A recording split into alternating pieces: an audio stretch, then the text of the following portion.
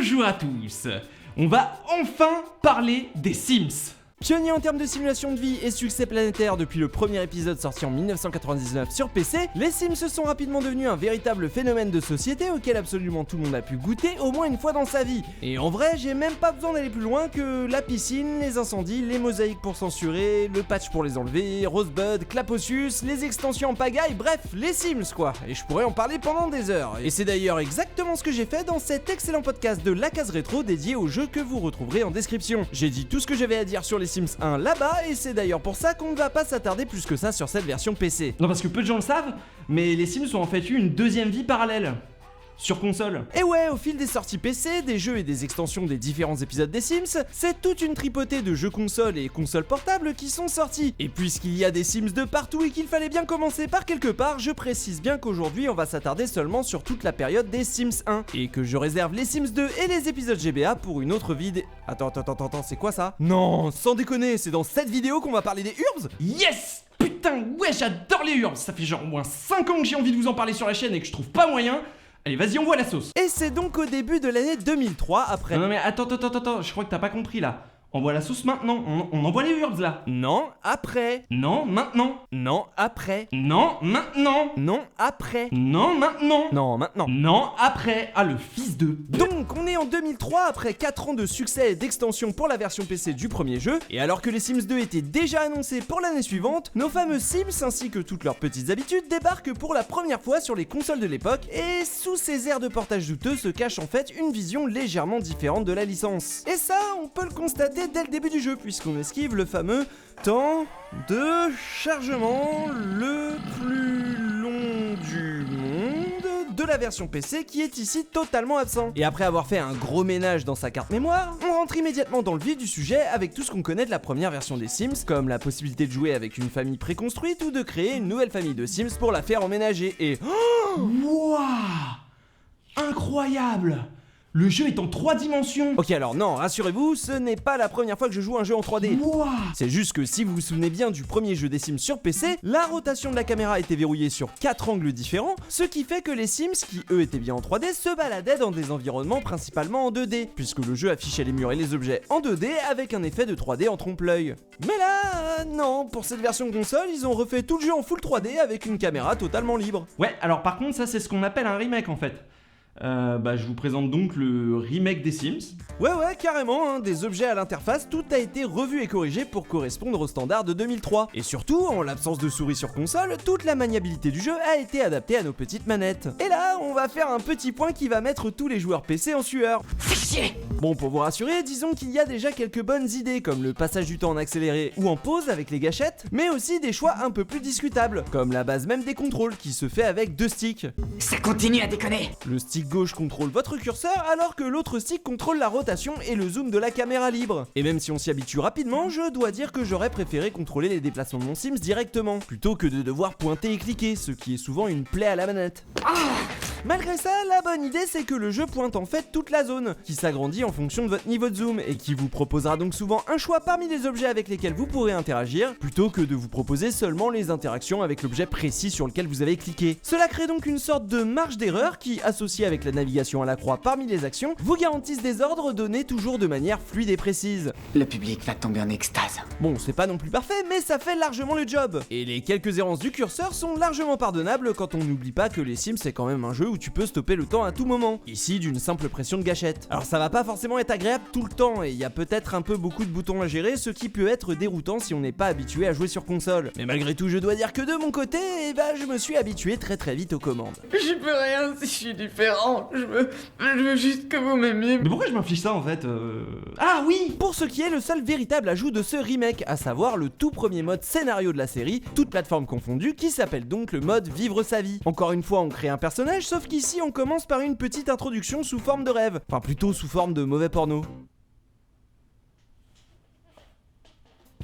Non, rien. En fait, ce tuto est surtout là pour vous apprendre les rudiments du tout nouveau système à base d'objectifs qui est au cœur de ce mode de jeu. Et le but sera donc d'accomplir une série de missions diverses et variées pour avancer dans l'histoire. On commence donc par habiter chez maman et bon apparemment j'ai été adopté. Les premiers objectifs vont donc simplement consister à améliorer vos compétences et surtout à gérer vos relations avec maman pour lui emprunter de quoi déménager, et j'avoue que c'est une idée amusante sauf quand maman écoute la radio en pleine nuit ou insiste pour m'appeler alors qu'elle est sur le trône. Bon alors du coup j'ai voulu m'allonger dans une baignoire pleine d'eau brûlante pour laver cette image de mon cerveau, mais c'est pas facile vu que je garde toujours ma casquette quand je prends mon bain. Non, c'est ridicule. Et enfin, il est temps de quitter le nid familial pour s'installer dans l'ancien appart de votre pote Julien, qui apparemment nous a laissé tout en bordel.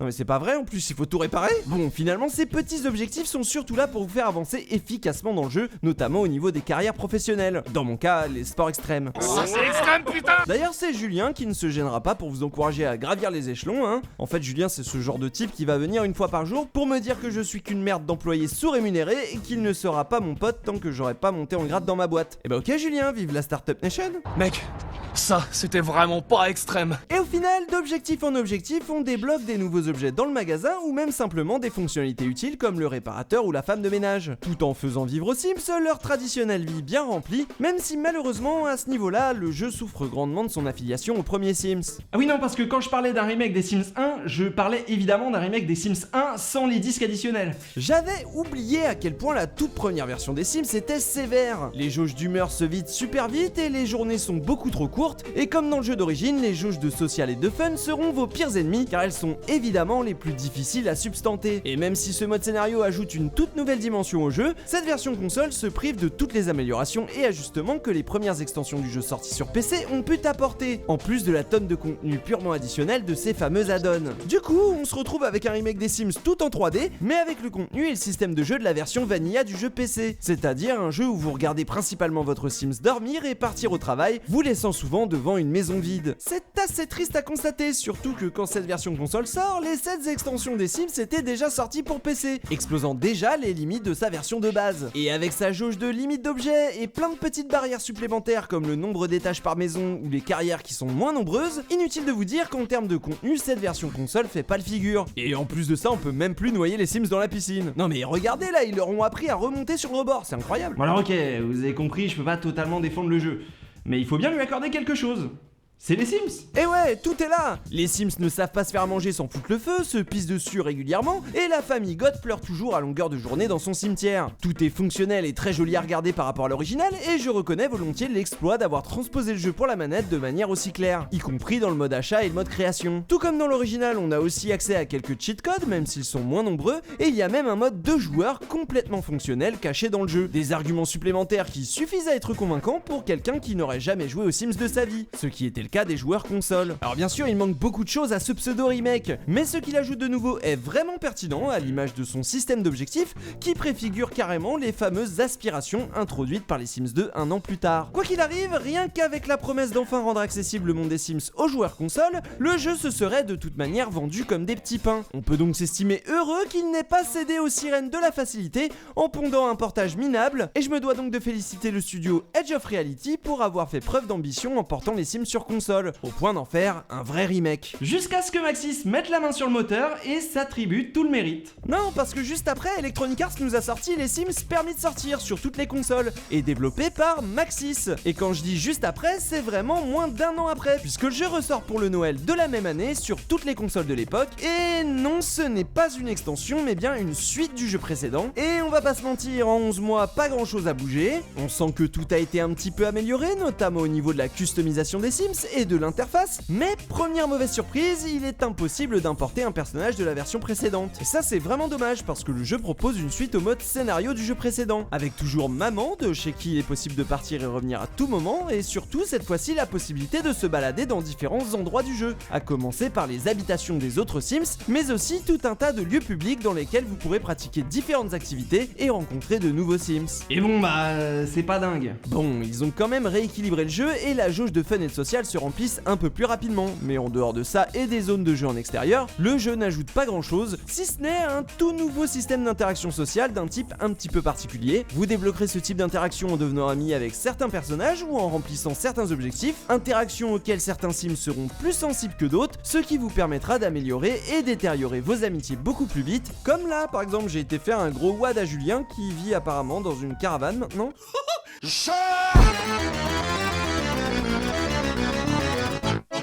Pour le reste, pas grand chose de neuf. Le mode libre et les cheat codes sont toujours là et en plus grande quantité. Au rang des nouveautés, on peut aussi parler du mode week-end en ligne, uniquement disponible sur la version PS2 et qui permettait carrément de jouer à plusieurs via internet, le temps de quelques jours in-game. Alors c'est pas un truc de fou, sachant que The Sims Online était déjà sorti, mais tout de même il faut le noter. Et d'ailleurs dans le même genre, la GameCube propose une compatibilité avec la version GBA du jeu, mais évidemment on en reparlera un peu plus en détail quand je m'occuperai des jeux Game Boy Advance. Enfin, sauf si vous voulez pas que j'en parle, Bon, pour finir rapidement avec ce permis de sortir, c'est un peu les Sims version console en définitive édition, ou même 1.5, appelez ça comme vous voulez. On garde les grandes lignes du premier jeu en améliorant ce qu'il y a à améliorer et en ajoutant un peu de contenu. Malgré ça, le jeu reste ce qu'il est avec toutes les qualités citées plus tôt. Et si à l'époque les gens ont dû hurler sur le contenu chiche de cette nouvelle itération qui était totalement dispensable, je serais quand même prêt à vous la recommander aujourd'hui, puisqu'elle est tout de même plus complète et mieux équilibrée que la version précédente. En plus d'ajouter ce système d'interaction sociale plutôt malin. D'ailleurs au final c'est sans doute le gros point fort de cette version, puisque cette toute nouvelle feature a quand même le mérite de donner une bonne grosse dose de personnalité aux différents Sims du jeu, auxquels il est désormais plus facile de s'attacher. Et ça,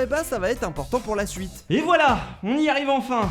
5 ans. Ça fait 5 ans que je vais vous parler de ce jeu. Les Urbz, les Sims in the City, sorti l'année suivante en 2004, et cette fois on part sur un concept différent, exclusif aux consoles de l'époque, et surtout totalement original, et ça on peut le voir dès la cinématique d'intro qui annonce une direction artistique beaucoup plus marquée, et bon c'est les années 2000 et si vous aviez un doute on vous a collé la totalité des Black Eyed Peas dans le jeu, avec même une version simliche de Let's Get It Started que vous entendez actuellement, ainsi que quelques autres titres de leur meilleur cru, dont quelques compositions inédites pour le jeu. Bon, perso, j'ai rien contre les Black Eyed Peas et c'est pas la première fois que la marque Sims collabore avec des artistes, donc on va dire que ça passe largement. Puis bon, faut dire ce qui est, c'est totalement dans le ton du jeu. Parce que qui de mieux qu'une tripotée de stars mondiales pour représenter un jeu résolument tourné vers la jeunesse et la popularité, puisque le concept des Urbz s'éloigne totalement de la formule originale pour mettre l'accent sur tout l'aspect social d'une simulation de vie, et ce dès la création de votre personnage avec lequel il faudra choisir un quartier et donc un groupe auquel vous appartiendrez